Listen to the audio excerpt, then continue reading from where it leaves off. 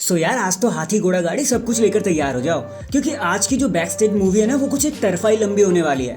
हो सकता है ये मेन शो को भी पीछे छोड़ दे, तो बस कमर कस लो आप सारे के सारे, क्योंकि आप देख रहे हैं रेसलमैनिक्स एंड सब्सक्राइब करना तो बनता है। तो नाइट के जो सबसे पहला बैक स्टेज मूवमेंट होता है ना, वहाँ में शिंसुके नाकामुरा दिखाए जाते हैं, जहाँ वो रिकोशे को हाउस फ्लाई बता देते हैं एंड कहते हैं कि यार इस फ्लाइंग बग को तो मैं आज मसल के रख दूंगा। इसके बाद हमें सैमी ज़ेन दिखाए जाते हैं जो जे उसो के साथ होते हैं। सैमी कहते हैं कि यार मुझे जरा सा स्पेस चाहिए, तो जे उसो कहता है भाई तू ठीक है ना।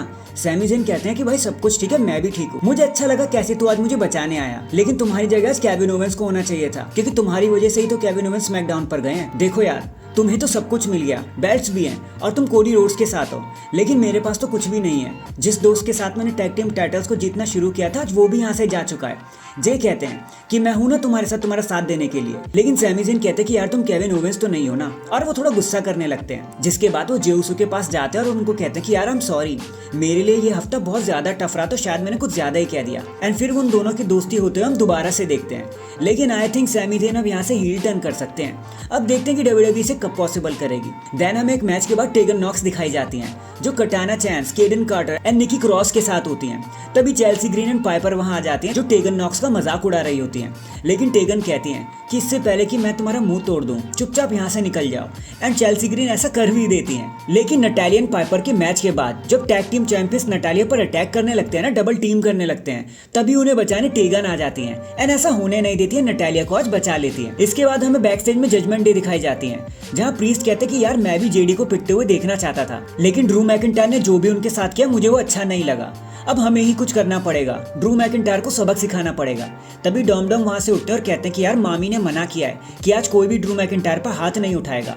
तभी रिया रिप्ली वहां जाती हैं एंड कहती हैं कि यार मुझे ही हमेशा चीजें क्यों हैंडल करनी पड़ती हैं। तो डॉम कहते हैं कि मामी क्या आज मैं चलूं आपके साथ आपके मैच में। तो रिया कहती हैं कि आज तो सब मैं खुद ही देख लूंगी, तुम बस टैग टीम टाइटल्स पे ध्यान दो कि वो हमारे घर आ जाने चाहिए, एंड आज तो मैं वुमेन्स डिवीजन को बता दूंगी कि असली बॉस कौन है। देन हमें बैकी लिंच दिखाई जाती हैं, जहां उन्हें इंडी हार्टवेल एंड कैंडिस लेरे इंटरप्ट कर देती हैं। इंडी हार्टवेल कहती हैं कि मैंने सुना है तुम सबको टाइटल मैच दे रही हो, तो तुम्हें किसी ऐसे को टाइटल मैच देना चाहिए जो अपना टाइटल कभी हारा ही ना हो, जैसे कि मैं। बैकी लिंच मान भी जाती है और उनके चैलेंज को एक्सेप्ट भी कर लेती है और कहती है कि मैं एडम पियर्स से इसके लिए बात करूंगी। जिसके बाद हमें मामी एंड बैकी लिंच का फेस ऑफ दिखाया जाता है एंड ये सेगमेंट यहीं पर खत्म भी हो जाता है। इसके बाद हमें ड्रू मैकिंटायर दिखाए जाते हैं, जो सैमी ज़ेन को ढूंढ रहे होते हैं। ड्रू मैकिंटायर कहता है कि यार मैं तेरी इज्जत करता हूँ, किस तरीके से तूने लास्ट वीक जे उसो और मेरे बीच में सिचुएशन को हैंडल किया। मैं रिस्पेक्ट करता हूँ हर चीज़ की, किस तरीके से तुमने ब्लड लाइन को छोड़ा और एक लीडर बन के सामने आया। लेकिन मुझे गुस्सा भी है कि तुमने इतनी आसानी से जे उसो को कैसे माफ कर दिया। भाई कौन से इंसान हो तुम ब्लड लाइन की किसी भी चीज़ को ऐसे कैसे पसंद कर सकते हो। तो सैमी ज़ेन कहते हैं कि यार इन्हीं चीज़ में तो तू और मैं अलग है, तुम्हें मैंने नहीं कहा कि तुम ब्लड लाइन को पसंद करो, किसी ने भी तुम्हें ऐसा नहीं कहा। जे उसो ने वो सब करके दिखा दिया, जिसकी वजह से उसके ऊपर सबका यकीन है। लेकिन अब तुम्हें यकीन नहीं करना तो कोई बात नहीं, ब्लड लाइन का पीछा छुड़ा लेना इतना आसान नहीं है, उन्होंने बहुत कुछ खराब किया वो मैं समझता हूँ। ड्रू मैकिंटायर कहते हैं कि यार आजकल बहुत से लोग मुझसे रिलेट कर रहे हैं, लेकिन सैमी तुम बिल्कुल भी रिलेट मत करो, क्योंकि तुम तो कभी बड़े चैंपियन बने ही नहीं, और जिस तरीके से तुम्हारा एटीट्यूड है ना, तुम कभी चैंपियन बन भी नहीं पाओगे। सैमी ज़ेन कहते हैं अगर ऐसी बात है तो यार रिंग में आ जाओ, तुम्हारा कोई डाउट है तो मैं क्लियर कर देता हूँ। ड्रू मैकिंटायर कहते हैं कि यार मैं किसी चैलेंज से कभी पीछे हटा ही नहीं हूँ, मुझे एक्सेप्ट है तेरा चैलेंज, एंड नेक्स्ट वीक के लिए ये मैच ऑफिशियल भी हो जाता है। इसके बाद एक बारी फिर से हमें बैकी लिंच दिखाई जाती हैं, जो रॉ जीएम एडम पियर्स के साथ होती हैं एंड कुछ बातें कर रही होती हैं। एडम पियर्स कहते हैं कि ठीक है, इंडी हार्टवेल एंड तुम्हारे बीच में एक मैच होगा next week for the championship. जिसके बाद जिया ली वहां आ जाती हैं एंड कहते हैं कि यार मेरी बारी कब आएगी। तो बैकी लिंच कहती है जब तुम चाहो। तो जिया ली कहती है कि चलो मेरे टाइम पर चीजें होंगी, फिलहाल तो रहने ही दो।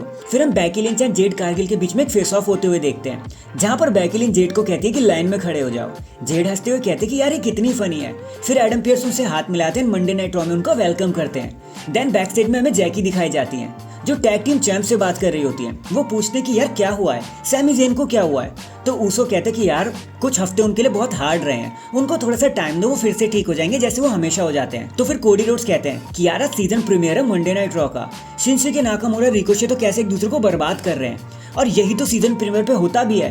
कोई भी एक चांस नहीं छोड़ना चाहता अपने चांस को मैक्सिमाइज करने का। रॉ का फ्यूचर एकदम धमाकेदार होने वाला है एंड ये सेगमेंट यहीं पर एंड हो जाता है। देन एक बारी फिर से हमें जैकी दिखाई जाती है, जो द मिस को सेल्फ प्रोक्लेम मसी स्टार कह देती है, जिसकी वजह से मिस काफी कंफ्यूज हो जाते हैं कि तूने मुझे सेल्फ प्रोक्लेम क्या कैसे दिया। फिर मिस कहते हैं कि यार देखा रॉ का थर्ड आवर कितना ज्यादा डिम जा रहा है, और ये सब देखना चाहते हो तुम। मुझे तो ऐसा लगता है कि निक एल्डिस को पूरा रॉ ही टेक ओवर कर लेना चाहिए। जिसके बाद नया जैक्स आकर उन्हें इंटरप्ट कर देती हैं बहुत रूडली एंड कहती हैं कि यार सबने मुझ पर अपना बेस्ट शॉट लगा दिया, लेकिन मैं फिर भी खड़ी हुई हूँ।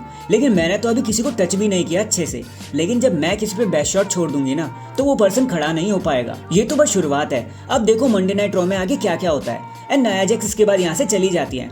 द मिज आगे बोलने की कोशिश तो करते हैं, लेकिन जैकी कहते हैं कि यार टाइम खत्म हो चुका है, I am so sorry. Then हमें एडम पियर्स दिखाया जाता है जो फोन पर कुछ बातें कर रहे होते हैं, लेकिन तभी रिया रिप्ली वहां आ जाती है जो कहती है कि यार मैं बहुत अपसेट हूँ, मेरे मैच में हर कोई इंटरप्ट किया जा रहा है। एडम पियर्स कहते हैं कि यार ये सीजन प्रीमियर है, तुम इस तरह आकर अपनी डिमांड्स नहीं रख सकते, और अगर कुछ करना ही है ना तो अपने पॉइंट को प्रूव करो।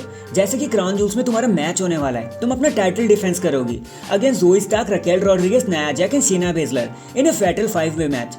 जहाँ पर रिया रिप्ली को बहुत ज्यादा गुस्सा आ जाता है और वो गुस्से में कहती है कि मैं सबको इरेडिकेट कर दूंगी। फिर उसके बाद वो वहां से चली जाती है एंड हमें फिर इंडिस शेयर का रिटर्न देखने को मिलता है, जहाँ वो ज्यादा कुछ कहते नहीं है और सेगमेंट यहीं पर एंड हो जाता है। इसके बाद हमें अल्फा अकेडमी दिखाई जाती है जो अकीरा ताजोबा के साथ कुछ प्रैक्टिस कर रही होती है। चैड गेबल सबको ट्रेन कर रहे होते हैं और कहते हैं कि यार मैं इंटरकॉन्टिनेंटल चैंपियनशिप लेके आऊंगा। देन हम फिर टैग टीम टाइटल्स के पीछे भागेंगे, जहाँ पर न्यू डे आके कहते हैं कि तुम्हें टैग टीम टाइटल चाहिए क्या, लेकिन उससे पहले तुम्हें हमसे होकर गुजरना पड़ेगा।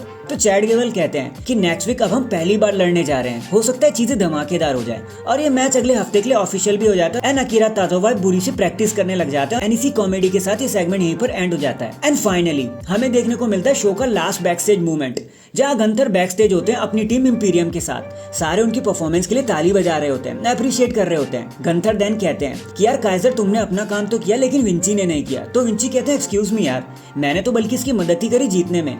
तो गंथर कहते हैं कि फिर मैंने जॉनी गार्गानो को आज चलते हुए कैसे देख लिया, देख नेक्स्ट वीक अब तू लड़ उसके साथ, और उम्मीद कर कि वो वहां से बाहर निकलना नहीं चाहिए, खत्म हो जाना चाहिए उस मैच के साथ ही। एंड काइजर तुम चीजों को श्योर करो कि वो चीजें सच में एंड हो जाए। जिसके बाद काइजर विंची को देखते हैं और कहते हैं कि यार कोई प्रेशर नहीं है। एंड डैंग, इसी के साथ ये फालतू बैक स्टेज मूवमेंट यहीं पर एंड हो जाते हैं। मुझे तो समझ नहीं आता यार कि रॉ इस तरह करती ही क्यों है। इससे घटिया मंडे नाइट रॉ मैंने अपने इतिहास में कभी नहीं देखा, जहाँ पे बैक स्टेज मूवमेंट में हमें 1-2 मैचेस दिखाए जा रहे थे। वैसे आपका आज के बैक स्टेज या शो के बारे में क्या कहना है? अगर पूरे शो के बारे में जानना चाहते हो ना, तो आई बटन पर लिंक शो कर रहा होगा, जाके चेकआउट कर लेना ताकि आप कुछ मिस ना कर दो। एंड चैनल पर नए हैं तो चैनल को जल्दी से लाइक एंड सब्सक्राइब कर दो। बाकी मैं मिलता हूँ आपसे किसी और अपडेट के साथ, तब तक के लिए अपना ख्याल रखें और खुश रहें।